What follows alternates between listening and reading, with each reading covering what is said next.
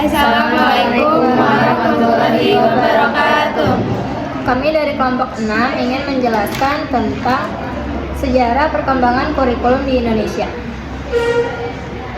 Kurikulum di Indonesia selalu mengalami perubahan dan perkembangan seiring berjalannya waktu. Perubahan ini dilakukan untuk menyesuaikan diri dengan kebutuhan bangsa, kemajuan ilmu pengetahuan dan teknologi, serta tantangan zaman yang terus berkembang. Tujuan akhirnya tetap sama, mewujudkan tujuan pendidikan nasional untuk mencetak manusia yang beriman, bertakwa, berilmu, bercakap, kreatif, mandiri, dan bertanggung jawab. Berikut tahapan perkembangannya, yaitu pertama, kurikulum 1947, rencana pembelajaran tahun 1947. Ciri khasnya berfokus pada pembentukan watak dan budi pekerti, sifatnya sederhana, padat, dan bernilai nasionalis. Fokus utama membentuk manusia merdeka memiliki jiwa kebangsaan yang kuat. Ini adalah kurikulum pertama setelah Indonesia merdeka. Kemudian di kurikulum 1964, rencana pendidikan 1964. Ciri khasnya berlandasan Pancasila dan dibagi dalam 5 rumpun pelajaran. Fokus utamanya mengembangkan berbagai aspek dari diri siswa, meliputi moral, kecerdasan, emosional, seni, dan keterampilan secara seimbang. Kemudian ada kurikulum 1968. Ciri khasnya merupakan penyempurnaan dari kurikulum 1964, lebih menekankan pada efisiensi dan efektivitas proses belajar mengajar. Kemudian fokus utamanya tujuan pendidikan dirumuskan lebih operasional dan terukur agar hasilnya jelas. Selanjutnya itu ada kurikulum 1975. Dia itu ciri khasnya berorientasi pada tujuan instruksional umum atau disingkat jadi TI.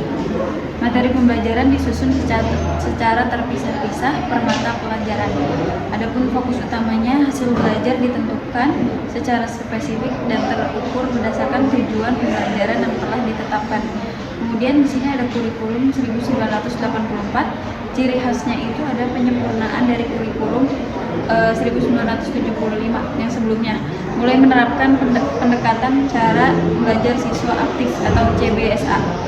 Fokus utamanya itu ada proses pembelajaran menjadi lebih aktif, di mana siswa ditempatkan sebagai pusat kegiatan, bukan hanya mendengarkan guru saja. Yaitu kurikulum 1994.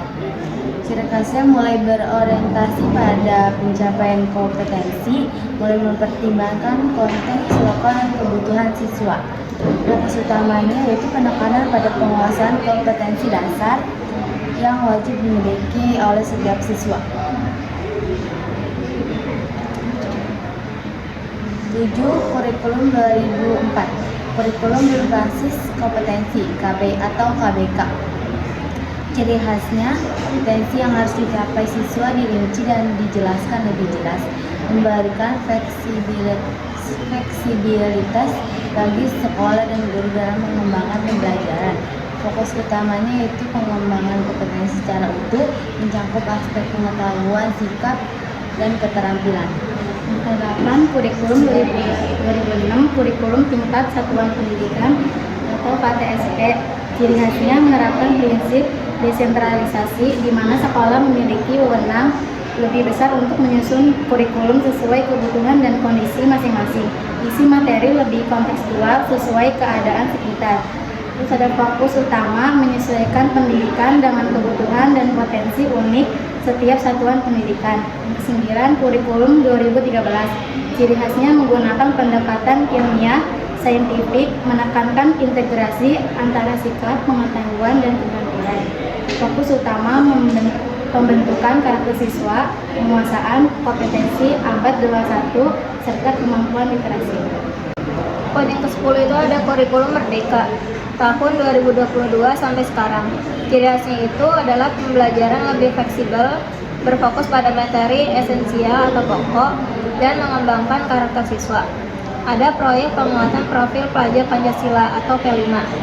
Fokus utamanya itu adalah memberikan kebebasan belajar dan berkreasi bagi siswa, serta penanaman karakter sesuai nilai-nilai Pancasila. Jadi kesimpulan dari perkembangan adalah perubahan kurikulum di Indonesia itu menunjukkan perjalanan panjang bangsa ini dalam mendidik generasi penerus.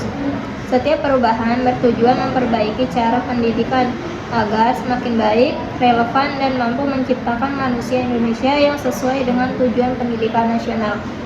Beriman, bertakwa, berilmu, cakap, kreatif, mandiri, dan serta bertanggung jawab. Sekian presentasi dari kelompok 6, kurang lebihnya mohon maaf. Wassalamualaikum warahmatullahi wabarakatuh.